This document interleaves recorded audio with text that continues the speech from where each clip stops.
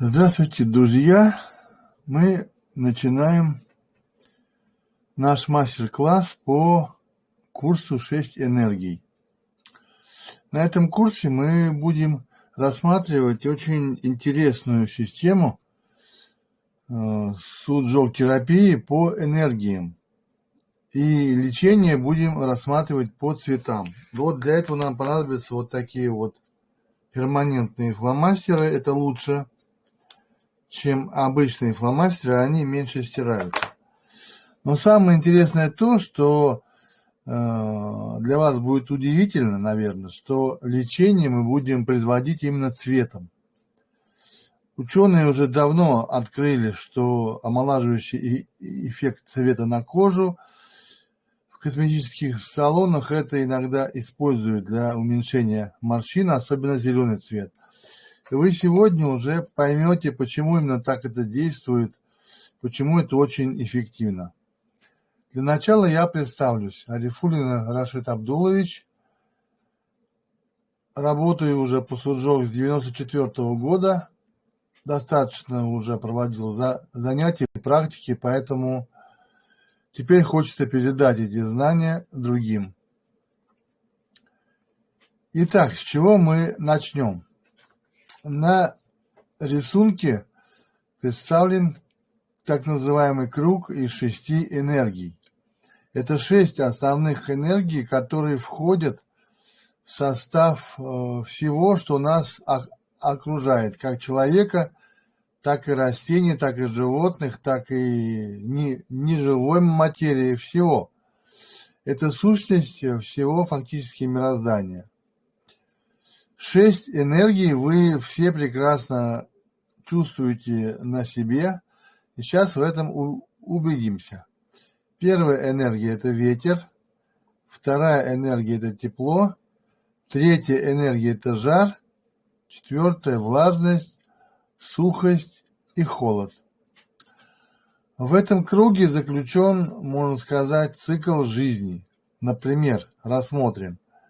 Начало – это ветер, это движение, это начало любого роста, расцвета жизни. Это начало, ветер. Потом идет юность, период юности, период желаний, и тепло ассоциируется с такой эмоцией, как радость и желание. То есть больше у нас радости и желаний бывает именно в юности. Потом период жара. Это максимальная точка расцвета любого человека. Это пик. Пик жара – это моменты счастья, фактически. Вот жар ассоциирует с собой счастье человека.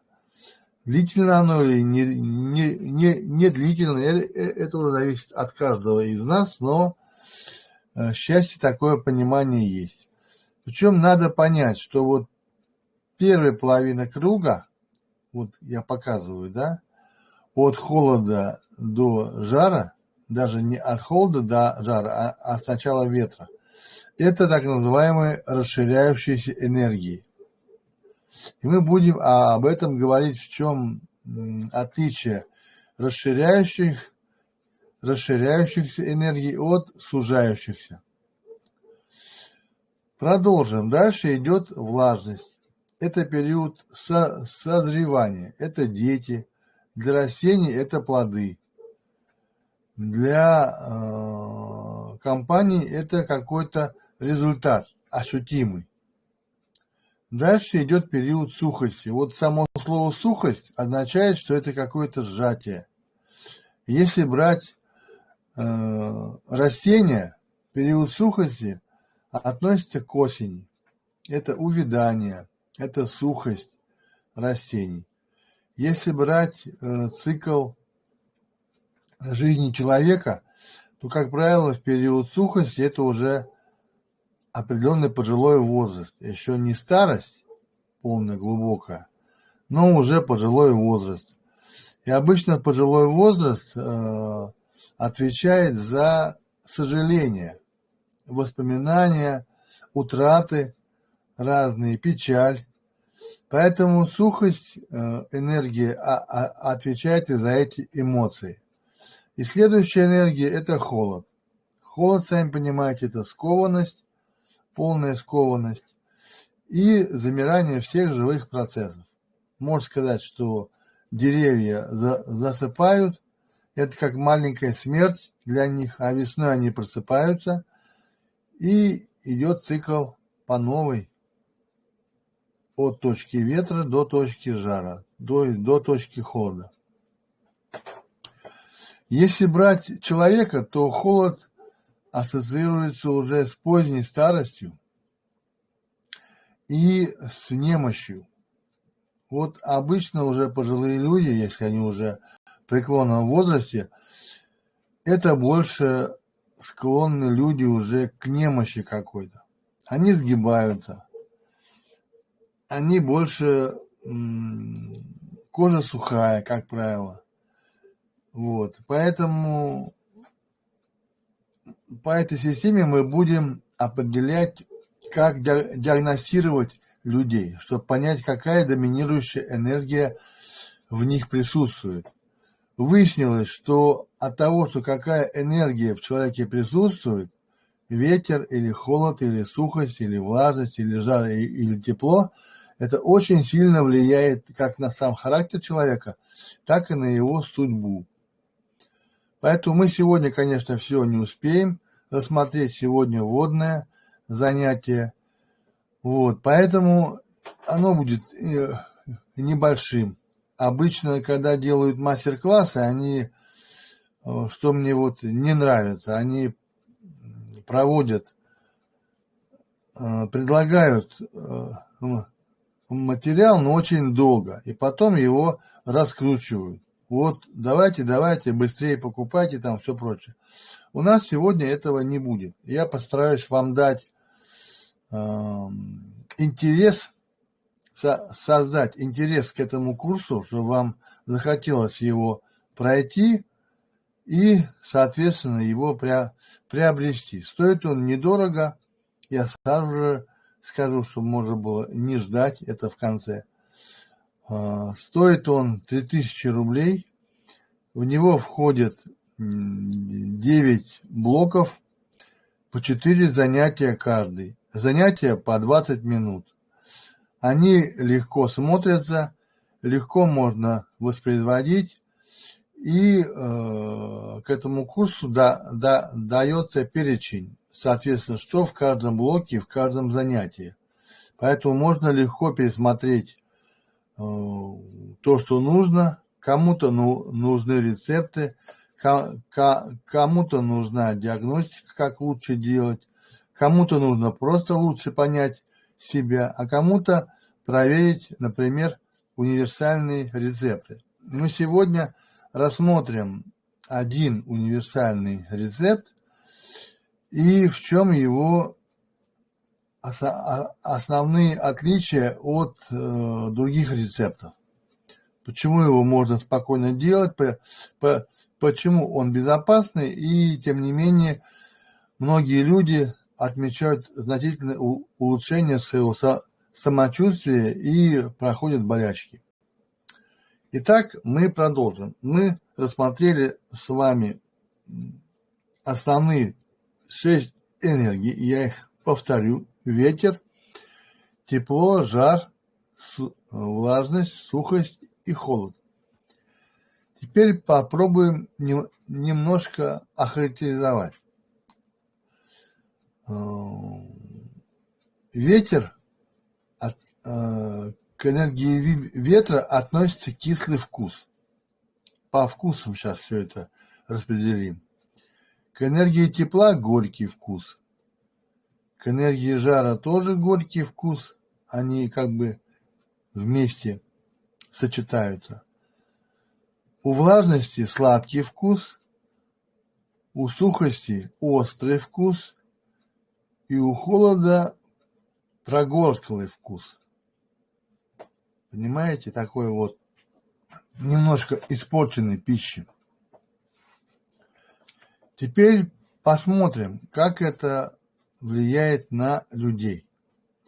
Те, которые люди любят кислый вкус, значит, у них этой энергии не хватает. Вы можете сразу сделать себе такую маленькую диагностику. Любите ли вы кислое или любите ли вы сладкое? И видите, кислое и сладкое лежат на одной оси. Ветер и влажность. Это означает, что ветер может подавлять влажность, если ветра будет больше, а влажность может подавлять ветер, если ветра будет больше. И эти обстоятельства также рассматриваются по другим осям. Тепло, сухость и жар, холод. То есть если человек, например, простывает, то есть добавляется энергии холода в организме, то, как правило, человек может иметь альтернативу, чтобы этот холод уменьшить, это повышение жара, температуры. А может, есть вот еще одна линия от влажности к холоду. Это подавление влажностью холода. Соответственно, чем больше влажности, я думаю, что дачники меня поддержат. Если они сажают какие-то грядки, то если какой-то водоем разместить около грядок, вырыть ямку, то этим грядкам не грозит заморозки. Почему? Потому что влажности становится больше, и по закону подчинения, вот по этому кругу, если смотреть, влажности больше, то холода меньше.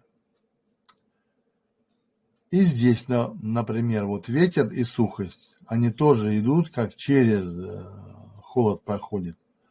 Эта энергия, это называется закон подчинения. Если сухости больше, то ветра меньше. И мы знаем, что осень соответствует сухости, как правило, ветра не бывает.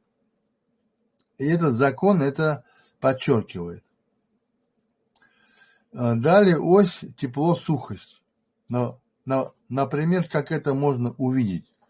У дачников, если вы к ним относитесь, например, лежит шланг для полива на ночь. И если он случайно согнулся, и не дай бог были заморозки, вы потом его никак не можете разогнуть. Потому что холод подействовал, сухость стала больше этого шланга, и единственное, что можно сделать, это добавить тепла. Вот, тепла добавить. Обычно на шланг, в том месте, где он согнулся, нужно просто налить горячей воды, и он распрямится и будет держать форму. Вот это тоже подтверждает наличие этого закона или такой закономерности и доказывает то, что этот круг не просто придуман, он выражает имеющуюся закономерность, как и жар, и холод. Если холода слишком много, как я сказал, то появляется жар. Или мы обычно, если, да, вот народная медицина, если ты замерз, то ставишь ноги в горячий таз с водой. Это же не просто делается, это именно подтверждается вот эта зависимость. Теперь что можно сказать еще? Энергия ветра относится к периоду, если цикл брать годовой, это период весны. Это период начального лета, тепло, жар – это пик лета. Потом идет сжатие энергии. Вот эта вот половина круга означает сжатие энергии. И если первая половина круга относилась к расширению энергии, так называемой, и мы будем это учитывать при постановке симптомов и лечения. А здесь идет сжатие энергии. И первый уровень сжатия – это энергия влажности. Когда у нас, как я уже говорил, на деревьях это означает плоды, а для периода цикла годового это означает позднее лето, когда у нас именно созревают разные плоды. Дальше идет период сухости. Само по себе сухость, уже само слово говорит, что это период сухости относится к осени, когда все сжимается, листва уже чернеет или краснеет, или другой цвет приобретает, но означающий, что период осени уже наступил. И затем приходит зима. Холод означает зиму или космический холод. Соответственно, при холоде замедляются все процессы, и некоторые животные даже впадают в спячку. Это как маленькая смерть, потому что сон считается тоже маленькая смерть. Мы каждый раз засыпаем, считается, что почти что умираем, и заново рождаемся. Только отличие в том, что мы при этом помним, что было вчера. А когда умираем, то, как правило, мы не помним, что было вчера, то есть что было в той жизни, и начинается новая жизнь. Вот эти вот закономерности, о которых мы сейчас поговорили, являются очень важными. Потому что если брать заболевание, любое заболевание, оно имеет какое-то начало. Это начало относится к энергии ветра. И поэтому мы его часто не можем отследить. Заболевание начинается намного раньше, чем мы чувствуем симптомы, которые приходят с этим заболеванием. Потом цикл заболевания проходит период тепла, период некоторого созревания болезни. Потом период жара. И вот на этом периоде жара обычно бывает, что у некоторых поднимается температура, что означает то, что организм пытается через жар, через повышение температуры уменьшить холод. А к холоду относится все, что организм разрушает. Это может быть и авария, какая-то катастрофа. Это может быть и перелом, это может быть потеря сознания, какие-то удары, какие-то порезы сильные. Вот все, что разрушает организм, в том числе и вирус. Вирус тоже разрушает организм. Он относится к энергии холода. Поэтому до какого-то момента вирус может находиться в периоде холода. Потом при благоприятных условиях этот вирус может развиваться. И это показывает энергия ветра, что он может развиваться. Потом энергия тепла, энергия жара. Когда уже наступает период влажности, то, как правило, на холод, да, вот видите, ось, влажность, холод. Иногда терапевты не могут объяснить, почему организм на холод реагирует влажностью. Потому что в медицинских учреждениях их не учат этой закономерности, просто не дают. Вот. Поэтому это не их недоработка, это недоработка общей западной медицины. К сожалению, она не опирается на философию законов, которые давно уже были изучены восточной медициной и китайской медициной, и которые мы рассматриваем как южнокорейскую медицину, которая пришла к нам еще в 80-х годах, в конце 80-х годов, и, к сожалению, пока вот не применяется в наших медицинских учреждениях повсеместно. Есть, конечно, центры, есть тибетские центры, которые активно применяют методы суджок. Есть центры восточной медицины, где тоже могут применяться методы суджок. А в обычной поликлинике методы суджок даже не рассматриваются, потому что многие даже этого не знают. Так вот, продолжим. Почему на энергию холода организм реагирует вот здесь вот, судя по этому рисунку повышением жара с одной стороны, а с иной стороны повышением слизи, любой слизи. Соответственно, получается, слизь возникает и в легких, и глаза капают, и нос течет. Все это считается, что увеличивается влажность. А почему она увеличивается? Потому что по этому рисунку влажность подчиняет холод. То есть, если холода вдруг мы простыли или там получили какой-то вирус, стало больше, то, соответственно, влажности должно быть тоже больше, чтобы она подавила холод. И это очень четкая закономерность. А дальше, почему возникает кашель? Кашель – это ветер, это движение. И смотрим, опять ось, ветер, влажность.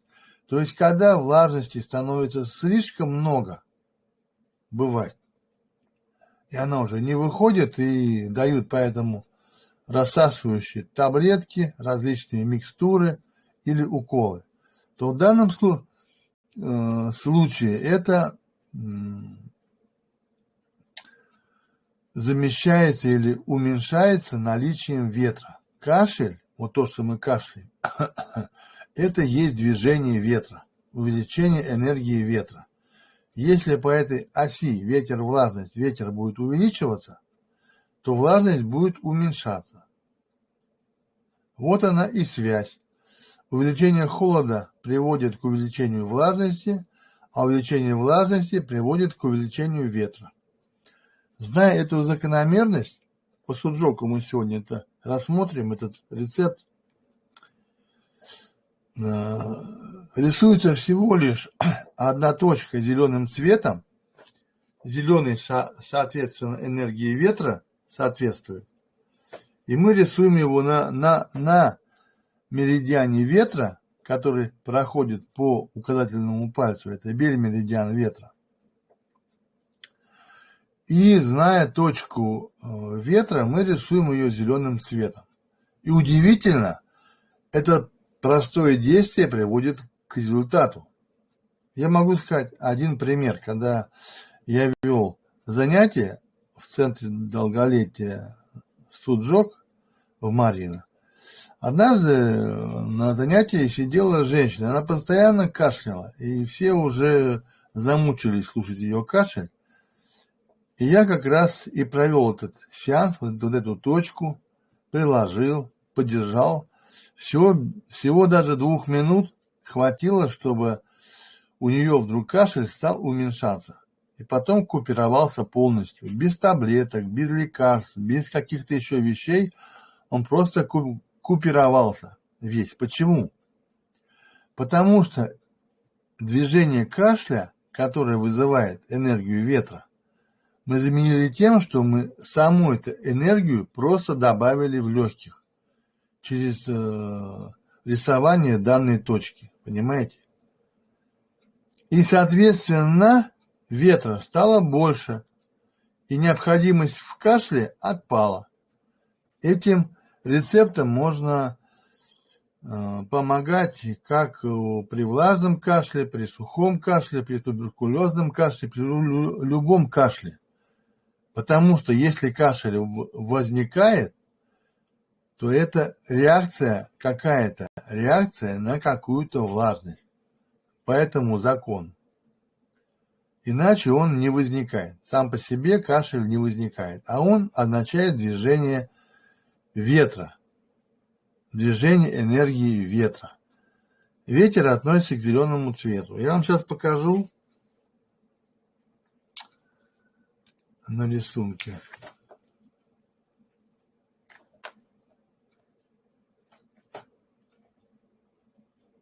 Вот плохо видно, конечно. Да, из-за камеры.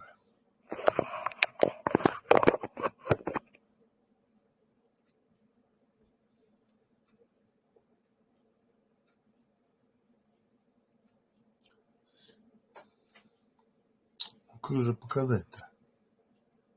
Ёлки-палки. В общем, вот у меня здесь показан рецепт универсальный, который я сам себе ставлю, а вот показана точка. Вот показана точка зеленым цветом. Вот. Эту точку, если рисовать, то будет соответствующий эффект, который мы будем на этом курсе изучать. То же самое можно уменьшать и давление, и любые другие проблемы можно уменьшать. Поэтому еще раз напомню, что вернемся снова к рисунку.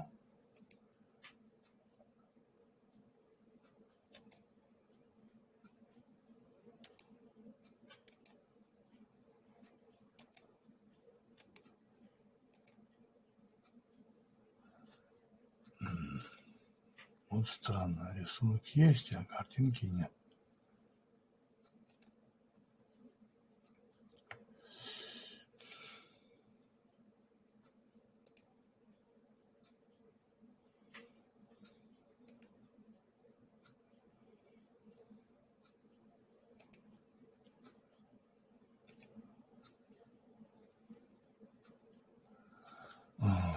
Куда он делся-то? Что ж ты будешь делать? Появился наконец-то. Вот, то есть основа всего курса, то, что я буду рассказывать, это знание этого круга. По этому кругу мы будем выявлять различные закономерности, в том числе возникновение заболеваний. И это будет очень важно, а рецепты будут очень простые. Поэтому жду вас на следующих занятиях. Спасибо за внимание.